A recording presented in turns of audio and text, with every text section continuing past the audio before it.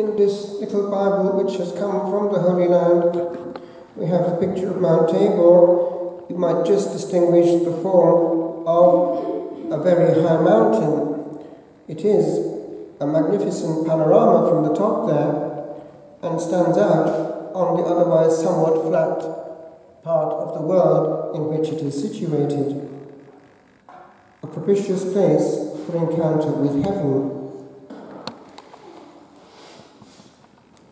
We need such places of encounter. We need also moments, and when the two, space and chronology, are combined, we have what is referred to by St. Paul as the favourable time.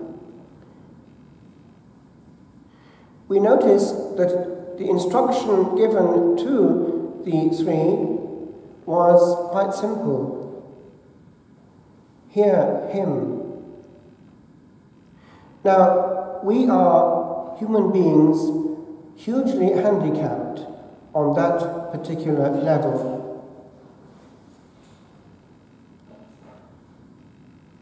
You may have seen on your travels through life some of those Dutch paintings which always capture life as it is and sometimes leave a question mark in the air.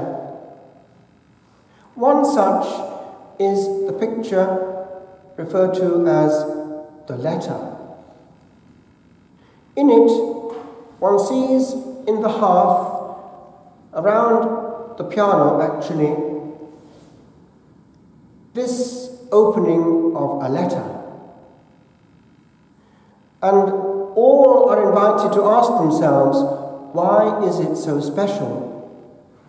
What are they waiting for?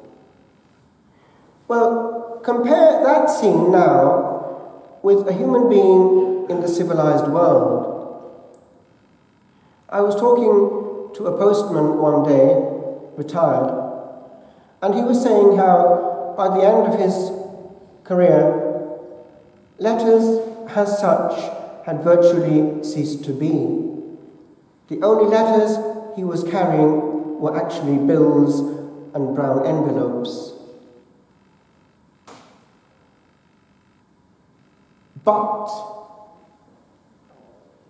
what has happened to take its place? What can be massively referred to as immediate communication. There is no waiting now, and people cannot wait. But the B-side is this.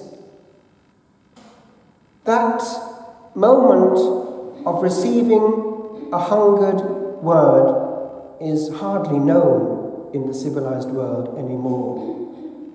Words no longer have their echo and their profound effect. They have no resonance because they are drowned by other words immediately following. The concept of throw away is what surrounds a word. Transpose that to your interior life. It is a huge handicap now for the civilized person. Without knowing it, he is in need of many words. Without realizing it, he cannot bear emptiness. Transpose that to your prayer life. It is difficult to explain the difference between modes of operation in the enclosed life and in that of the normal Christian out there. But it is profoundly, profoundly different. In the contemplative life, where all that is not happening, every word has an echo. And also, more is perceived. In quiet moments, much is picked up, which out there people with difficulty hear. I would ask you on this second Sunday of Lent, in which actually all over the Catholic world, also in the new calendar, and for all the 3 years of that calendar, we are invited to come apart and to listen, to take it seriously for what it is worth. There are, as I said, places that favour it. And to get to one of those places, as in the case of the disciples, a climb and a certain muscular effort may be involved.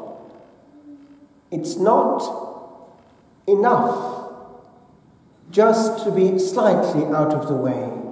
One is still accessible, especially if one has a mobile sort of open.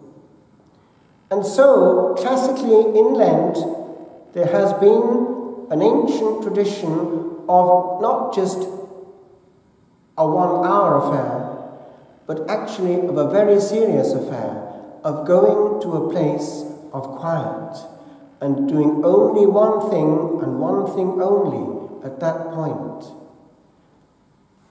The Church is a wise mother and knows what frail humanity needs. We need a break. More actually than before, because if one looks carefully, we are always fighting against the clock. We are always somehow in a hurry. Well, one can ask oneself, is there another mode of going over the journey of time than being in a hurry? One can gain quality by jettisoning. We are complicating our life, e.g. precisely by the many communications that we undertake. We don't have to have that mobile on. It can be on once a day. It makes a huge difference, a fundamental difference to the soul. But apart from that, if also in our workplace we are bound to listen to background music, there is no liberty, there is no interiority. We have to share someone else's thoughts, usually contaminated. Just last night, I was celebrating in a quiet country church in the middle of nowhere, and when I got to the sacristy,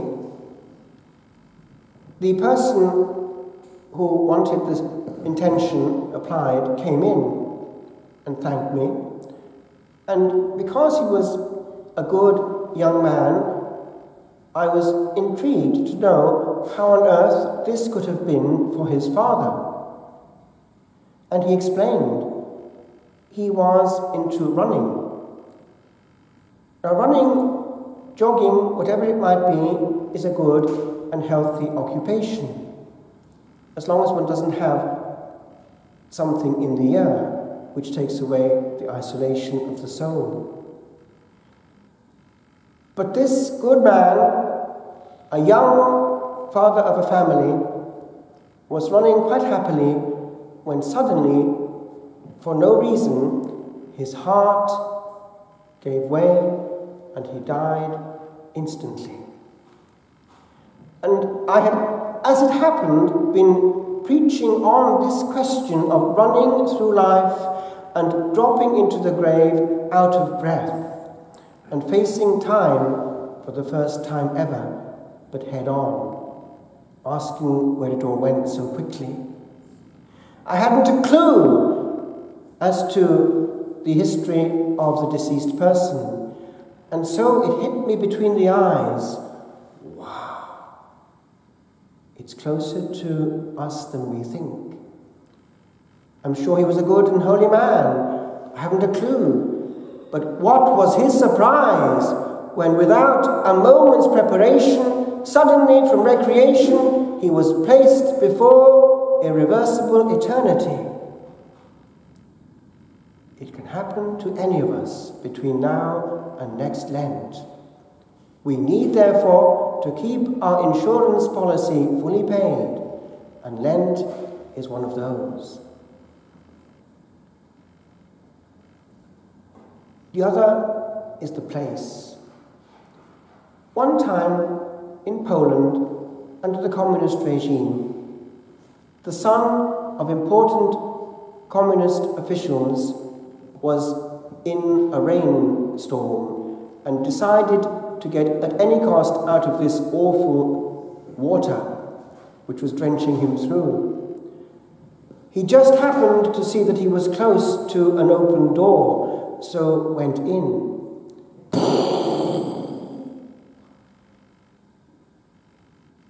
He looked at what was before him. It was the monstrance, and he heard a voice coming from the host. It said this: "I exist, and you will be my priest." He went to the bishop, who knew about his parents and how high up they were in the Communist Party, and the bishop dismissed him. The man went back, notice, to the same place. He'd been touched there before, he wanted it again, and it came again, and he went back and back. Each time he was feeling it, but each time it was diminishing in intensity, but the grace was having its effect, and he returned to the bishop and insisted, "I will be a priest." So the bishop sat up and had to listen. He was ordained and became a holy and fervent priest. There are places where we have been touched too, are there not? Somewhere where we've been warmed, and when we get back there, we relive and re-feel that grace. Homeward bound, I want to come back. I know this place. I have met him here before. It is easier to meet the silent one in a very silent place.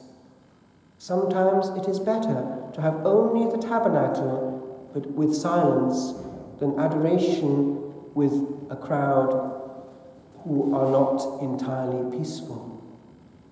Whatever it may be, find it.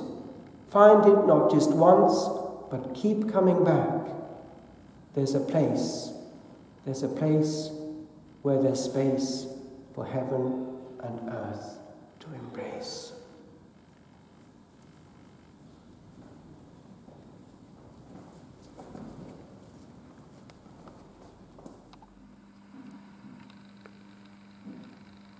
There's a place, Tegelin Monastery. There is a place where I can go and be alone with utter being. There's a place where I can come and close my eyes and see what opened they saw not. There's a space where enters not the world, and hurled is all that moves into the void. And noised is not the day by many sounds, and glisters small flash loudly in a calm long, long forgot. There is, I say, a place where I can come, when blue is not the colour of the sky, but grey of damaged hue. For in my home the whole world made its nest, And though I sigh at many sighs they're healed, I cannot bear another day. Bid all men's days to share.